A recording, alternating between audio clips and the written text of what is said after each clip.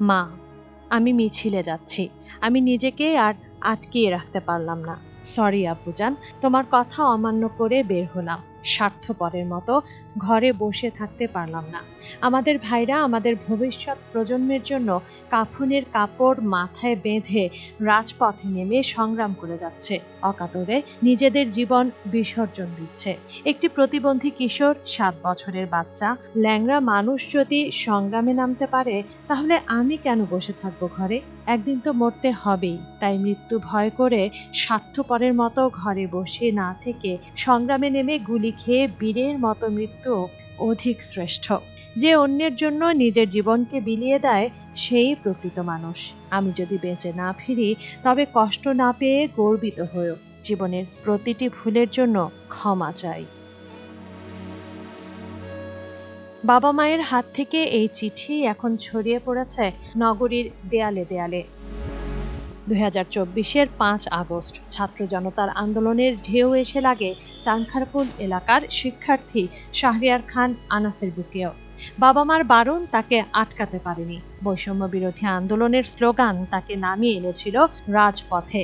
শহীদ হবার আকাঙ্ক্ষায় চিঠি লিখে বেরিয়ে পড়েছিলেন গ্যান্ডারিয়া আদর্শ একাডেমির 10ম শ্রেণীর এই শিক্ষার্থী। পুলিশের গুলিতে লুটিয়ে পড়া আনাস মুক্তি দিয়েছে স্বৈর শাসন থেকে। বুকের বাঁ পাশে লেগেছিল গুলিটা। বছর পেরিয়েছে, এখনো ছেলের মৃত্যু মেনে নিতে পারছেন না বাবা। অবচেতন মনে এখনো কথা বলে যান শহীদ ছেলের সাথে। তুমি তো বীরের মতোই জীবন দিছো বাবা, আমরা তো কাপুরুষের মতো ঘরে লুকাই ছিলাম, তুমি হাসিনার ভয়ে তোমাকে নিয়ে যেতে পারি নাই। মৃত্যু ভয় নয়, মৃত্যুঞ্জয়ী হয়ে বাবার গর্ব আনাস, যার মরদেহটাও লুকিয়ে রাখতে হয়েছিল সহযোদ্ধাদের।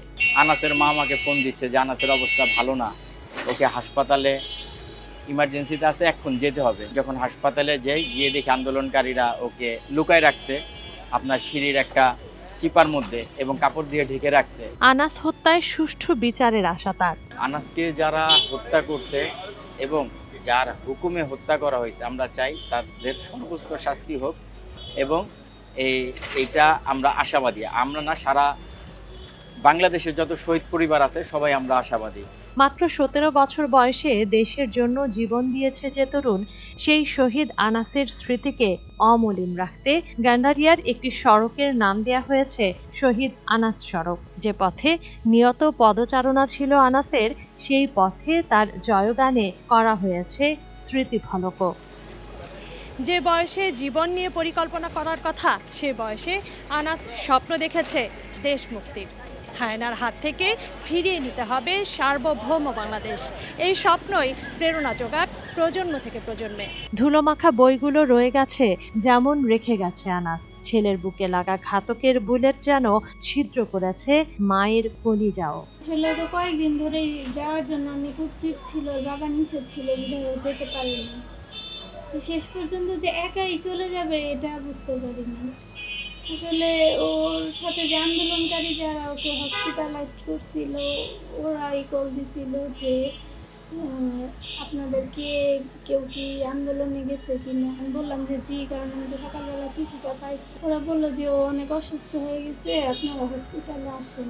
স্বৈরাচারের বিরুদ্ধে রুখে দাঁড়ানো অকুতোভয় আনাসকে নিয়ে গর্বিত বন্ধুরাও। না, আমি আসলে এই বিষয়ে কিছু জানতাম না, কারণ ও যখন আন্দোলনে গিয়েছিল তখন আমাকে বলে যায়নি। কারণ ও জানতো যে আমি যদি জানতে পারতাম এই বিষয়টা, তাহলে আমি অবশ্যই ওকে আটকাতাম। যখন আমি জানতে পারি আমার আম্মু, আমি স্ট্যান্ড, তখন শাহবাগে দাঁড়ানোর অবস্থায় আমার আম্মু আমাকে কল দেয় যে আনাস মারা গেছে। তখন আমি এটা শোনার পরে আমার হাত থেকে ফোনটা পড়ে গেছিল। দেয়ালের এই লেখাগুলো যেন মনের কথা হয়ে উঠেছিল আনাসের। দেশ মুক্তির নেশায় রাজপথ রক্তে ভিজিয়েছিল যে কিশোর, তার বৈষম্যহীন নতুন বাংলাদেশের সেই স্বপ্ন কি পূরণ হয়েছে? তানজিনা অন্ত, ওয়ান নিউজ, ঢাকা।